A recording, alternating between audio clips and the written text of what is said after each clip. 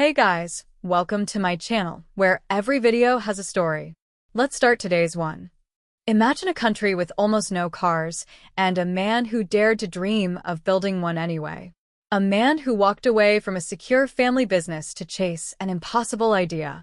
This is the untold story of Kiichiro Toyoda, the man who built Toyota from nothing. Kiichiro Toyoda was born in 1894 in a home where machines were almost part of the family. His father, Kiichiro Toyoda, wasn't just an inventor. He was a revolutionary who transformed Japan's textile industry with automatic looms. Most kids grow up playing with toys. Kiichiro grew up playing with gears, engines, and blueprints. Everyone expected him to take over the family's textile empire. But Kiichiro's eyes were set on a completely different world, a world of engines, roads, and speed. In the early 1920s, Kiichiro traveled to Europe and the United States. And what he saw there changed everything.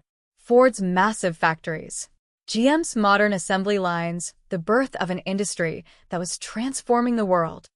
Japan was far behind. Cars were imported, expensive, and rare. But Kiichiro stood inside those factories and thought, why can't Japan build its own cars? To most people, this idea sounded ridiculous. Japan barely had bicycles, and here he was talking about automobiles. In 1933, Kiichiro convinced Toyota Automatic Loom Works to open an automobile department. Many in the company thought he was crazy. Car manufacturing needed money, expertise, technology, and Japan had almost none of it.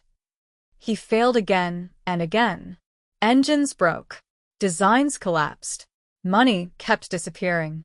But Kiichiro never stopped. He believed in the dream even when nobody else did. And finally, in 1936, after countless long nights and prototypes, the first Toyota passenger car, the Model A1, was born. A year later, in 1937, Toyota Motor Company officially came to life. Fun fact, they changed the name from Toyota to Toyota because it was easier to pronounce, and writing it required 8 strokes, which symbolized luck in Japanese culture. Kiichiro wasn't just building cars, he was building a system. A method of manufacturing that focused on zero waste, high efficiency, and producing only what was needed, a philosophy that would later be called the Toyota production system.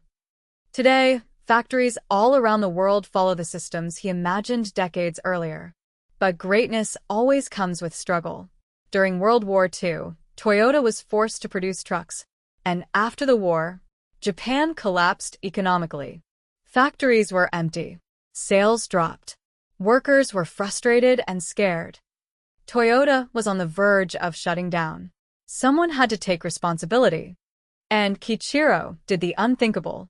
He resigned as president in 1950, not because he failed, but because he didn't want a single worker to lose their job because of him. That decision broke him emotionally.